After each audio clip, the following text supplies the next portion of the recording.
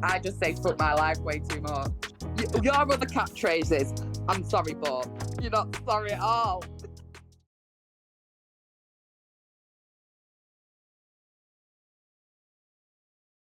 Hello, welcome to episode 3. We're talking about parenting and triggers. Um, now, one thing I really want to explain is that I feel that I was born into already a very turbulent mother and daughter relationship. Okay, so I really want to stress that you know that there was already problems. Okay, and you know.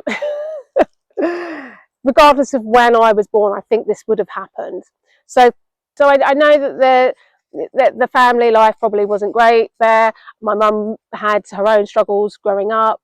They didn't get on, but just to give you some context, my mum was classed as the black sheep of the family before I was born. So she would hang out with people that my grandma didn't think were desirable, mainly because they were black. so yeah, my mum was already classed as, she was a free spirit. She kind of did her own thing. Yeah, that was, so they already had their own problems. And then I was born. Now, this is what I said in the last episode when we talked about, how I wasn't seen, and because I was always seen as her problem, my mother's problem. Okay. And, my parenting is challenging. No, it doesn't matter what era, the 70s, the 60s, the 60s, the 70s, the 80s, the 90s. Parenting is challenging. There is no rule book on parenting, but race can still play a huge part, and it can break families up. Interracial relationships, it's beautiful to see.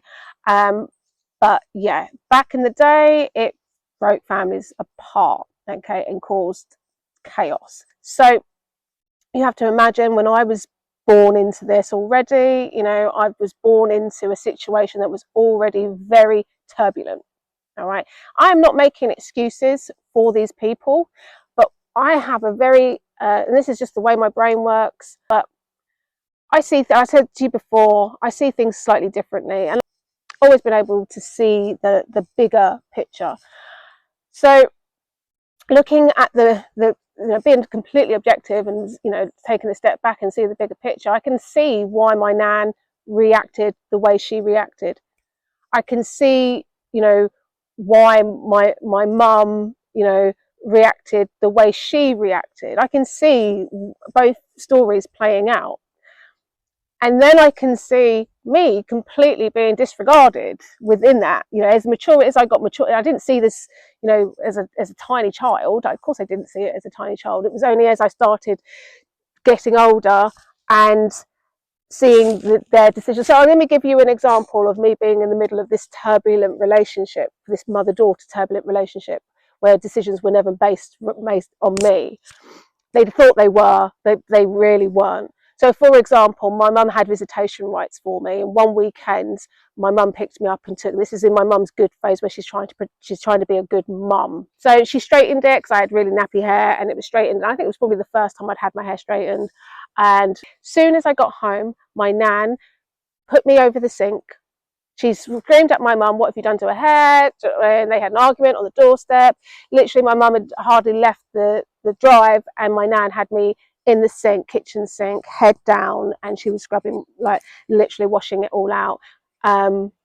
She ruined it.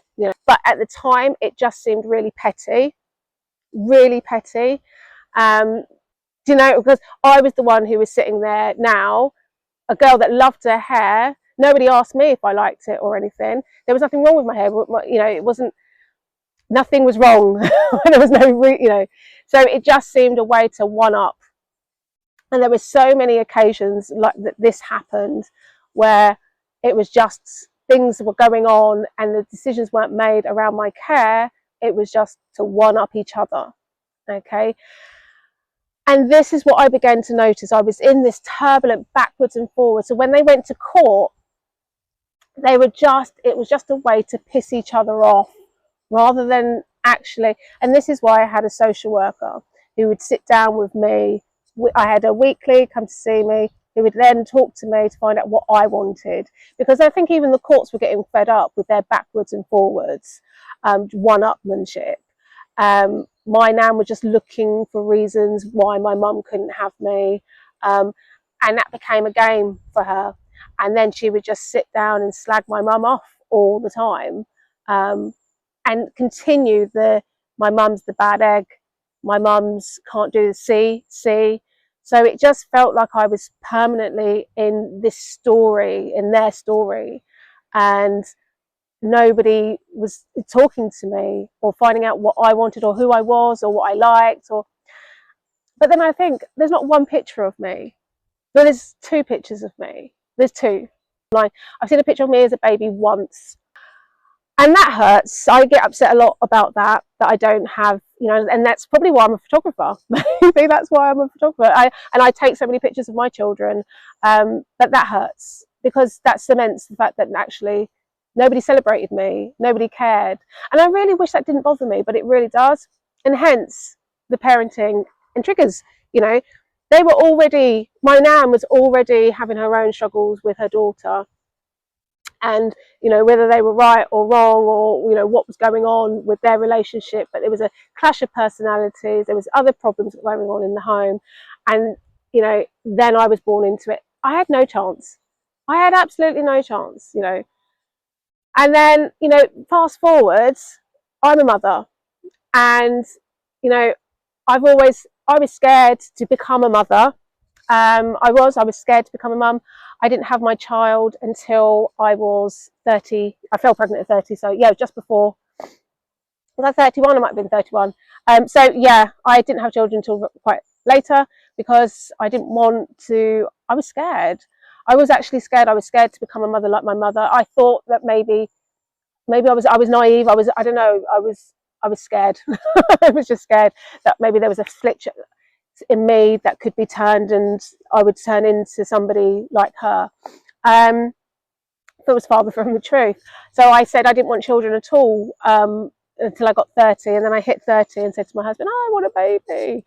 And it was like a light switch just went off in me, and I went from somebody who didn't want children at all to the most maternal person. I love my babies so much. And I think the whole time I've had children, I've been triggered. It's when the start of my mental health issues really started to come through, and it was gradual. It didn't really, happen overnight, but I became more vulnerable as a mother, more emotional as a mother, and I started to see the parallels. And I couldn't understand how you would ever treat a child or disregard a child in any kind of way. Like, my children didn't leave my side. I let them go on sleepovers and things, but that I didn't for a really long time. Like they just had no need to go anywhere else. They were with me, and I couldn't imagine just sending my child to someone to for a period of time where I wasn't going to be their primary carer. I couldn't imagine that. I understand people have to do it. I really do. And I understand that if you do that, then there must be some circumstances. But in my mum's life, her circumstances, she couldn't justify it. And she couldn't justify it to the point of, the lack of love and, care that she put around it as well. Because if you did do it, then I would have thought, if I had needed to do it, I would be grateful to the people that were looking after my child, and then I would shower my child with love, and to keep them, so they understood that their mum did love them, and despite me having to do this, but I've never had that. It's always been like, well, what do you expect? When I came over from America, to the UK with an air stewardess, my mum came over, and I was so excited to see him and so excited to see my mum. Despite all the abuse and how my mum treated me, I still had that pull to her. I wasn't that scared of her, only when I was in her presence, but kids have short memories, and I just wanted to see her. And my mum was sitting on one of these sun lounges in the back garden with my brother playing next to her, and my mum just picked up the belt. She had a leather belt next to her, and she picked it up, and she just went, "You better have been good," while she wrapped it in her hand, you better have been good, as if to say, if you haven't, you're going to get it. I don't know what I was happy for. Why was I so happy? Because shit, she's back. And I knew I hadn't done anything wrong. I knew I hadn't done anything wrong, but I knew by me not doing anything wrong, I'd still done something wrong. So it was this constant psychological battle I had in my head all the time around being my mother's daughter, because I didn't have to always do anything wrong. I just had to be there and be me. And, you know, it didn't matter if I said anything, because sometimes me not saying anything, you know, was enough for other people to know there was a problem. So my mum was very difficult being my mum's child because of that psychological warfare, I guess, in a way. Because when she was parenting me, I had lots of rules and things I couldn't do, like even chewing loudly. I couldn't chew loudly. If she slept in the same room as me, I had to lay still and I wasn't allowed to move. I remember I wasn't allowed, like, walking as well. I had to keep up with her. If I didn't, I'd get beaten when I got home for being too slow. And I wasn't allowed to go out, like to the park and things like that. So there's certain things that, you know, and I had to clean up after myself, you know, from a very young age. So I had lots of constraints around my life. But then when other people were around, she'd lift those constraints and she'd make out that they weren't really there. So I'd go to do something that I would normally have to do, and she'd be like, what are you doing that for? Because it made her look bad in front of other people. So it was a real minefield, because I didn't know how to act and when to act, like, you know, and I couldn't show her up. So it was hard. That in itself was really hard. So when I was around my mum, I just used to sit there and wait to be told what to do and what to say, or if I could go and play. Now, as I got older, this got even harder. And, you know, it's that control. It's that control that it shaped me.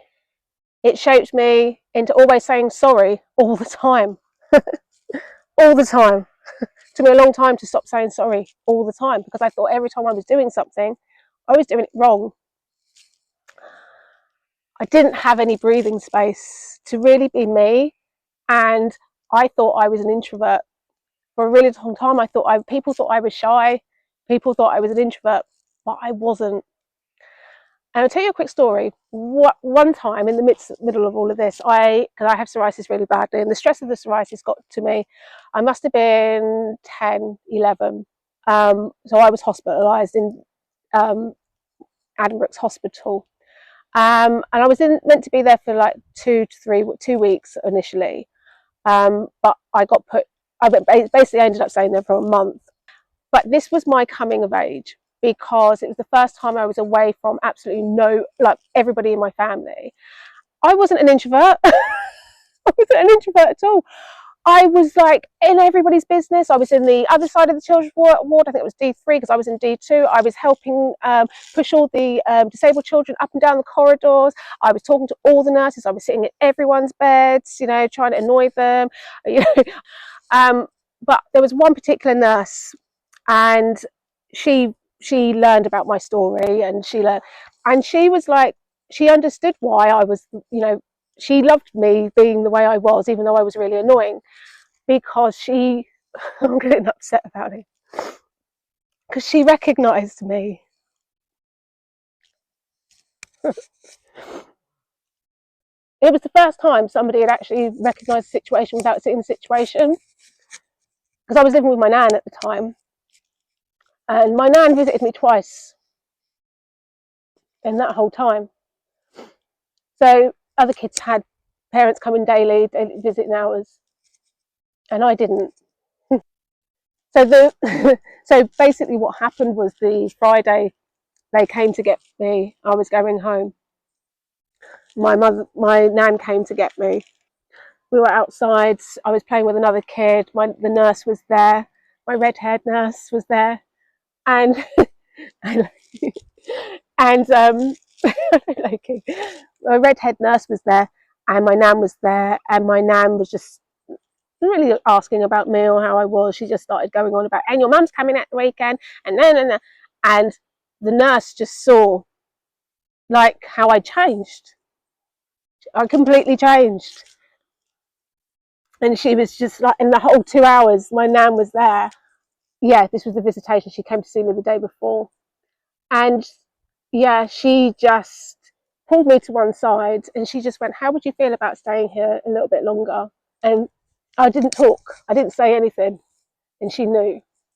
She knew. And that was the first time I realised who I really was. The real me. The loud, bubbly, positive, the girl that everybody knows. That was the first time when I was 10, 11, that I realised who I really, really was, because I was allowed to be myself properly around other adults. You know, there was no airs and graces. I, like, literally for a whole month, I had no grown-ups. I was just had the nurses and the doctors, and I was just me. That nurse seeing me, you know, those kind of moments stick with me. So I think for me, I always look for those people. I always look for those genuine people who, you know, who have heart, who really have heart. And I've always looked for them in my mentors and, you know, the people that I surround myself with. But I will never, ever forget that moment, that she could see how I was a victim of their bullshit without even meeting my mum or really knowing the details of the situation, just by seeing the child. And that's what why I had my social worker, because she was probably the only constant here that, you know, actually ever had my best interests at heart. So parenting, you know, my children has horrendously triggered me. And my daughter's been having her own struggles with mental health and her own anxiety, and I've had to really up my game to be there to support her. And that is what triggered me into realising, you know, that my mum has never been accountable, really accountable, and she's never accepted her responsibility for being a bad parent. So I did something very bold, and I sent her an email, because why the hell should that sit with me? I can't erase my past, and I've got to, and it's always going to hurt. Always going to hurt how I've been treated and neglected and, you know, disregarded. That's always going to hurt, you know. But why should I let it control me? No, I'm not going to do that. She needs to take responsibility. So I took all that negative energy, everything that I was feeling, and I wrote an open letter to my mum. It's quite long, so let me read it to you. Hello, Mother. I'm not sure if you'll get this, and I don't care for a response, but I need to share this with you before it's too late and I don't ever get the chance. If you choose to respond, I hope that your response is open and honest and brings you clarity in your reflection of past events.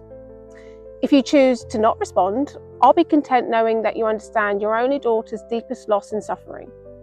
Because as a parent that is responsible for most of it, accepting and responding to such claims means we must shine a light on our own actions, and that's always difficult for us parents to accept when we are driven to actions by other circumstances.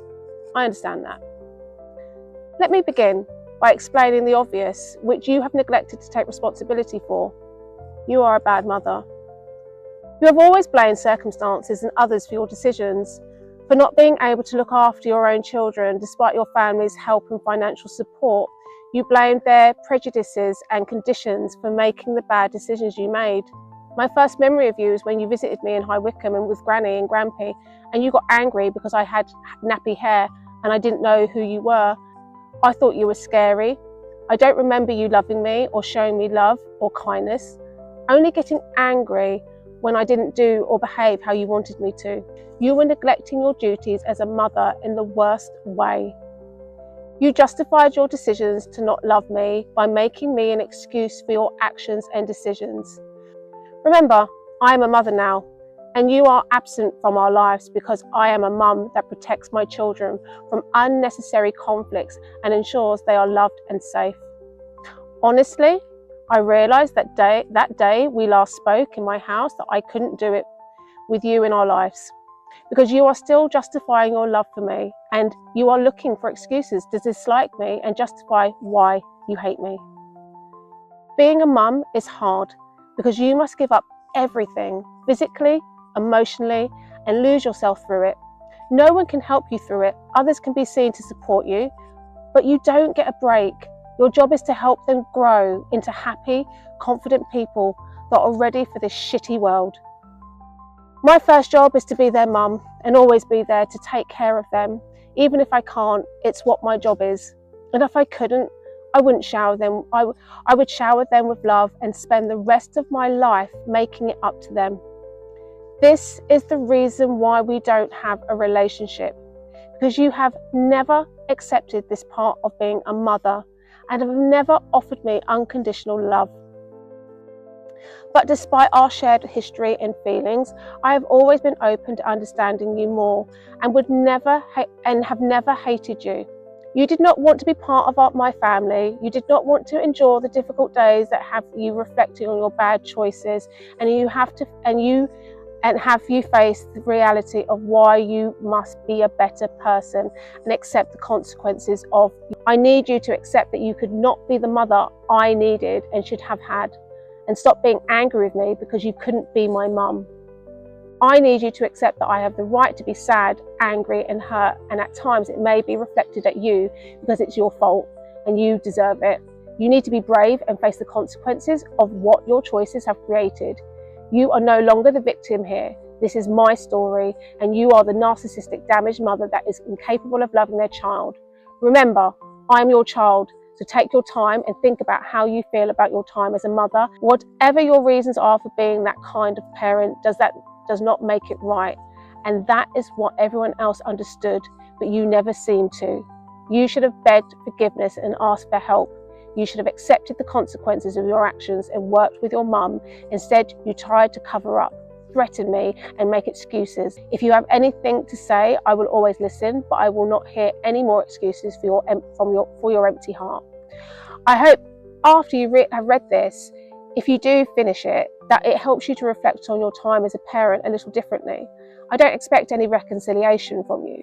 You already had my full forgiveness and acceptance. You just couldn't accept it. And honestly, you probably don't deserve my love and forgiveness. But like a fool, I do love unconditionally. I will not be offering it openly again. I want to be surrounded by love and happiness, and with the people that cherish us. We will cherish you from a distance because you don't know how to play well with others. But I needed to share this with you so that you know, always, I had hope for us. I didn't realise it was as long as it was. It was really long. I didn't realise it was like, now I've gone back to read it.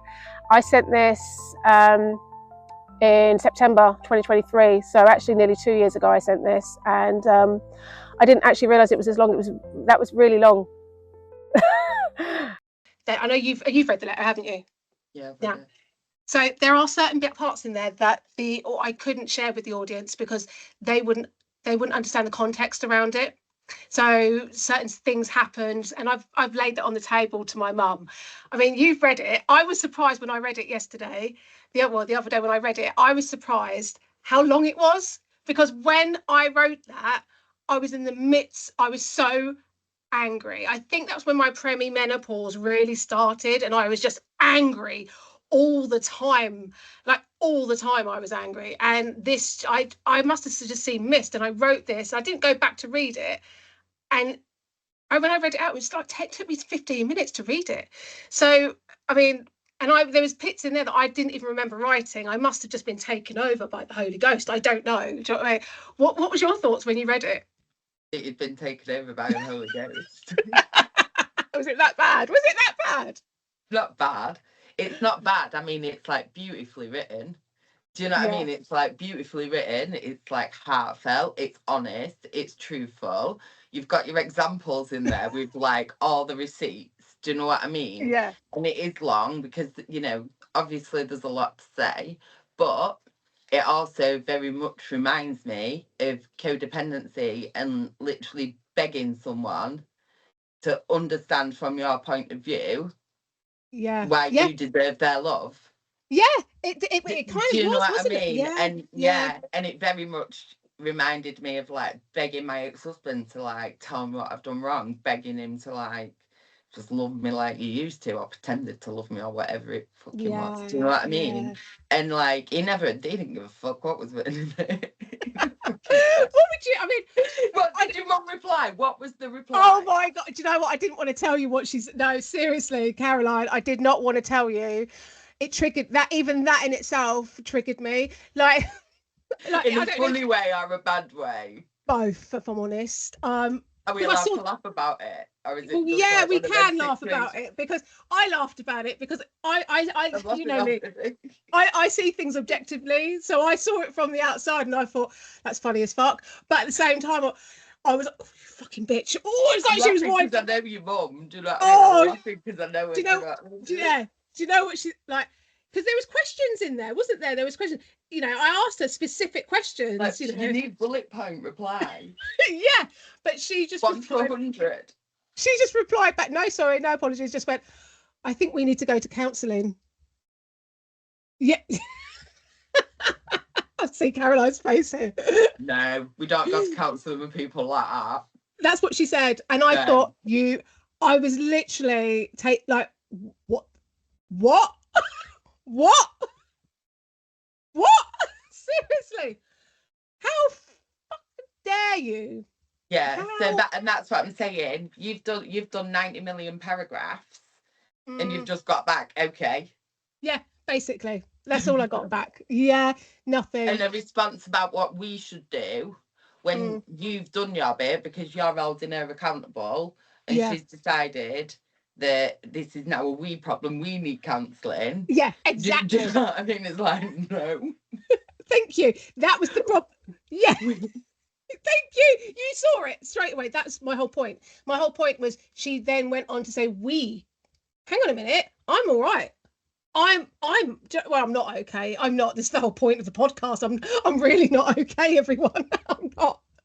But my point is, you know, I see it.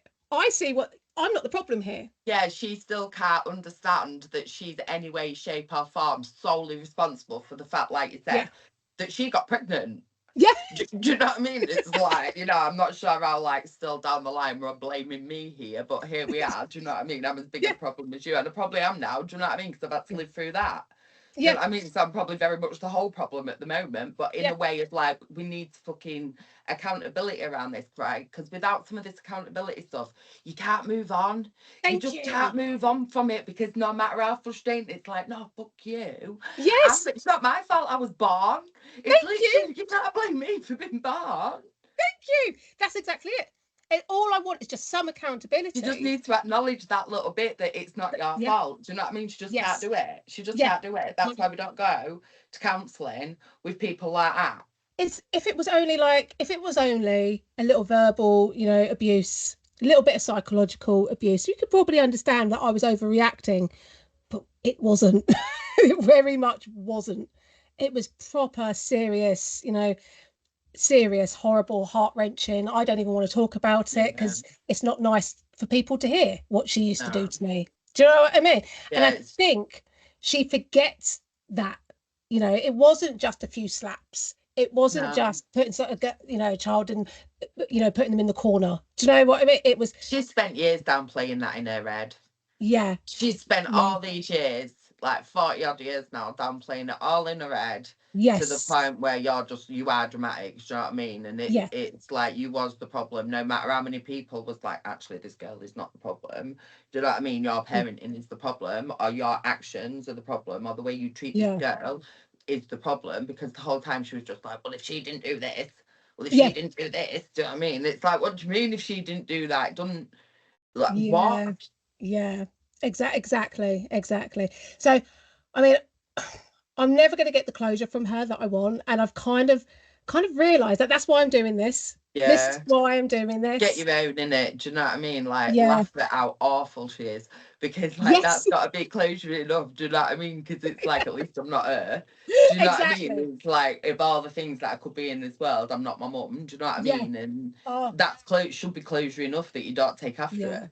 It absolutely do you is. know what I mean? Well, I have recently been reaching out to the rest of my family. So I have got extended family, my auntie, and actually it was probably was it about a year ago. I hope she won't mind me saying this. About a year ago, I messaged her to let her know that I wouldn't. That well, I thought my mum was an awful person, and I wanted to let her know that I told my mum she was an awful person, and that I won't be going to visit my grandmother in the yeah. So that's what I just let her know. Do you know what I mean? That just wanted to let you know that I've just told my mum to go fuck herself. I wanted you to be aware. Do you know what I mean? And Just to fill you in on the group chat. yeah, and that I won't be going to visit your mother. Do you know what I mean? In the old people's home, I don't think it's appropriate. That's what I said. Okay, because my grandmother's got dementia. She's in old people's home.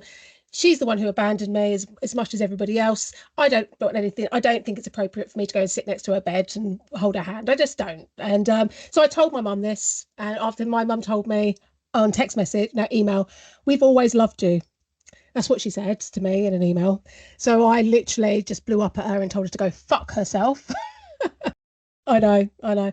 And so then after I told her to go fuck herself, I thought I better tell my, because I feel bad. I do these things and then I feel bad that I've done them. So I then messaged my auntie straight away to say, I'm really sorry, I'm not going to be able to go and see your mum at the old people's home because I've just told my mum to go and fuck herself. And I never want to speak to her again. I know, don't. And my auntie, it's we've always loved you for me, mate. so I know, we've always loved you, don't.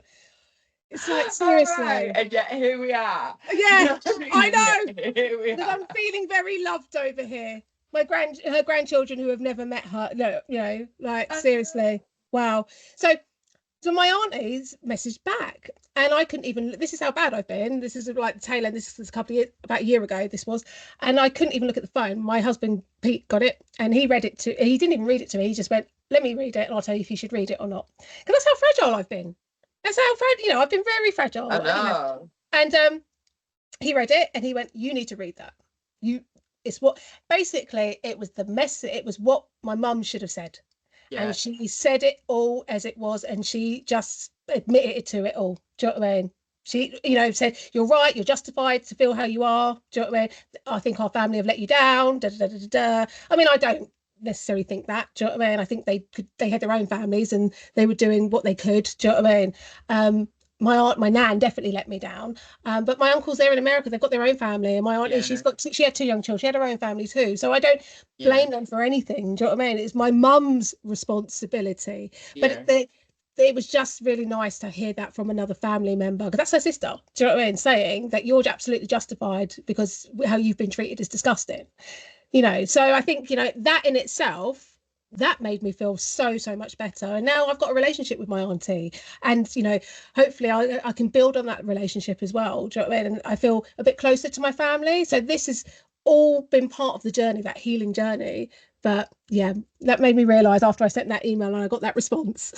That's your validation though, isn't it? Do you know what I mean? That is your validation. And it's like, all right, fair enough, it's probably a little bit misplaced and it's probably come from the wrong person, but at least someone's acknowledging that, I'm not crazy. I am not the problem. Yeah. I'm not the problem with all this. Yeah, exactly. Yeah. Do you know what I mean? Because that's all you need to hear, because you grew up believing, hearing in your ear that you are the problem, you are the problem, you are the root cause of all this. Mm-hmm. And just like biologically, you're just not. You're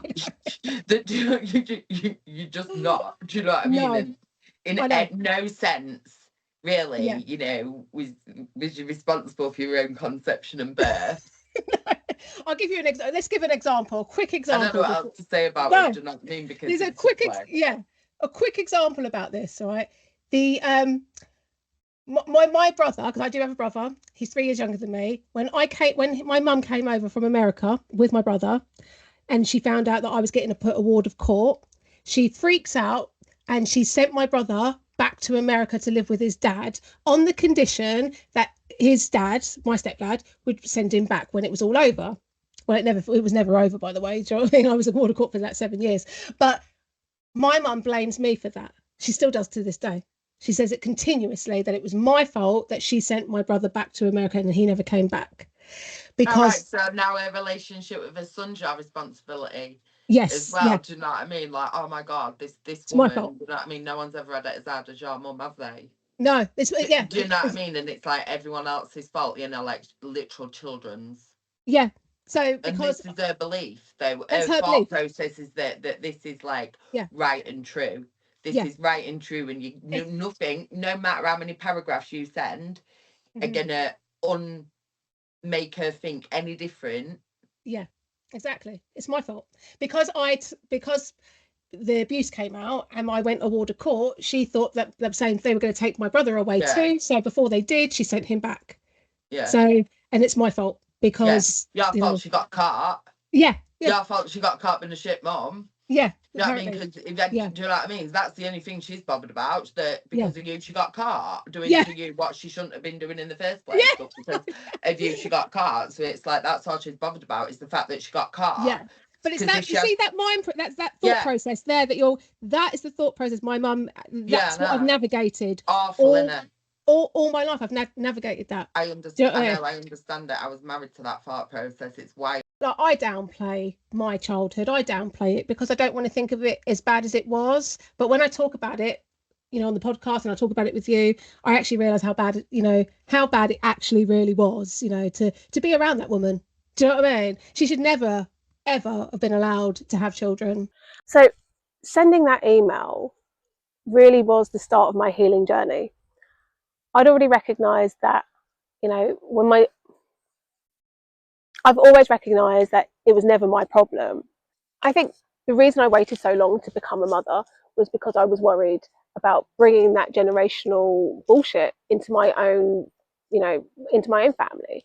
And, it's possible. It really, and now I can see both sides of the coin. I see it from my perspective as a child of my mum's, and I see it from a parent's perspective now, as a parent to two girls, one who's got her own struggles. It was so poignant to me that how I could be there to support that child, you know, and I would never dream of doing anything to harm my child, and that's what got me. That every decision that was made for me was directly to harm me. It was, putting me in direct harm. And no decision was ever made with me thinking of putting their child first. So I mentioned earlier in the very first episode that I lived with my grandmother, my great grandparents, and when I lived with my great grandparents, my when my mum had me live with my great grandparents when I was, I don't know, probably from a year old till I went to America when I was 3, 4. I am a bit vague on those details because I'm not quite sure exactly. I did stay with them for a few years, and in that time, I barely left the house.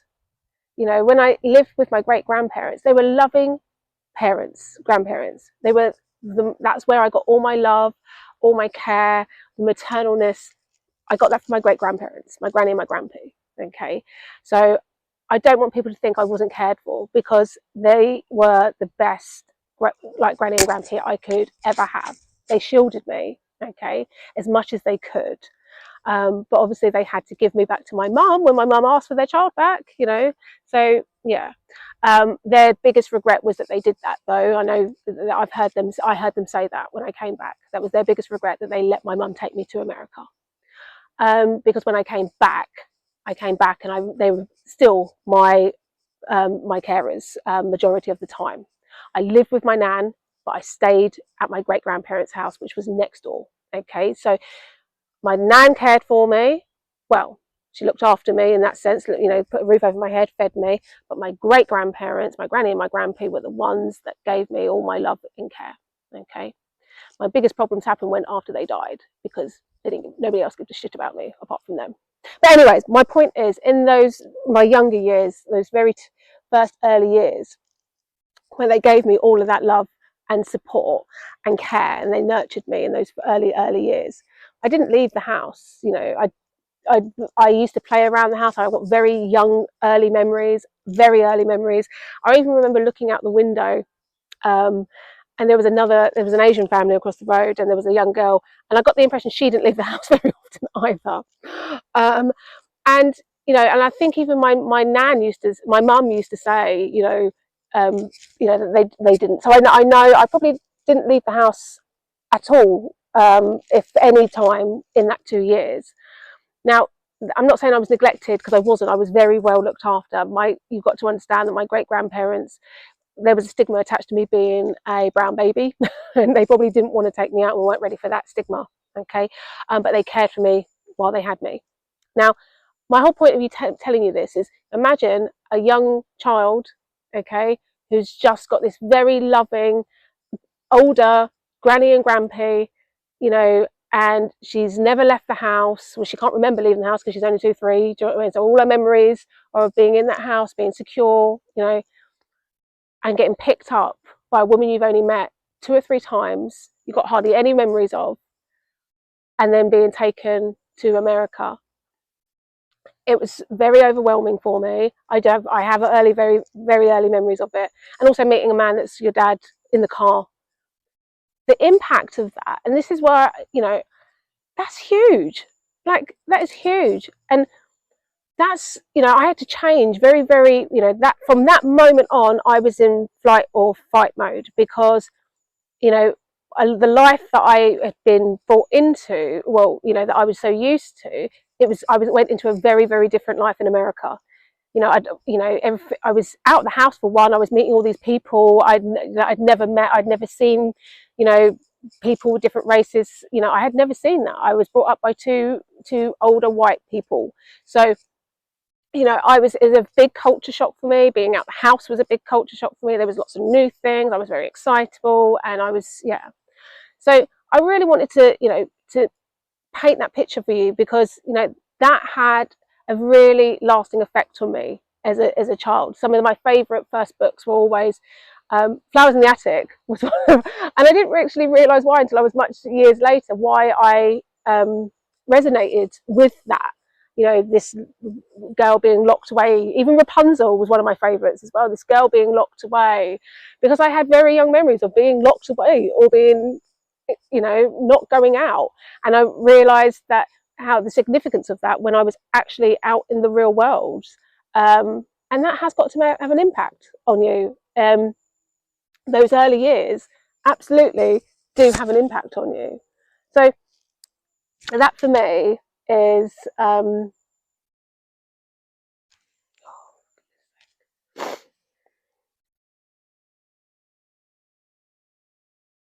look, I want to finish this episode off. It's been a little bit heavy, this episode. I've a lot more tears than I expected to have, actually. But I really want to stress, that this isn't me saying I'm a better parent than my mum. This isn't about that. This is recognising when, this was about my healing journey. This is what this was all about, my healing journey. Look, if you can take a takeaway from this, we don't have to carry the weight of our parents' chaos into our own families. No, it's a choice. It's a choice. And healing is possible when we choose not to, when we choose a different route. Look, key lesson, choose a different cycle, okay? You don't have to do the same thing as you do. We have to be responsible for ourselves. We have to be responsible, for our own families, okay? We can't rely on other people. And this is where, my montage about we can't rely on other people, and giving my children that as a life lesson. I want them to have the strength to be able to be independent, but with the support of the family, the care, the support and the nurture. Imagine that. And for me, I think for most people out there, that's how we're all trying to bring our children up, okay? But to me, that's a luxury. It's a luxury that I never had. And this is, for me, this is the biggest gift I can give them. So look, anyways, God, this is so deep this week. So the next episode, we'll be talking about anxiety. I'll be talking to you a little bit about what triggered me, and my daughter's struggle. So the one thing I really wanted to talk about was young people and mental health, and it's something that's really close to me. My own daughter has had anxiety and mental health issues, and it's the one thing that I credit for putting me on the, I'd say, the path of recovery. So that's something I really want to talk about heavily. I know there's so many people that have got their own struggles within their family, and it's becoming a hot topic at the moment in the UK, and not just in the UK, around the world. So that's what we're going to be diving into next time. I hope you join in. All right, speak to you soon. Bye, guys. I just say fuck my life way too much. Your other catchphrases, I'm sorry, but you're not sorry at all. Not sorry, no, not sorry. That was polite.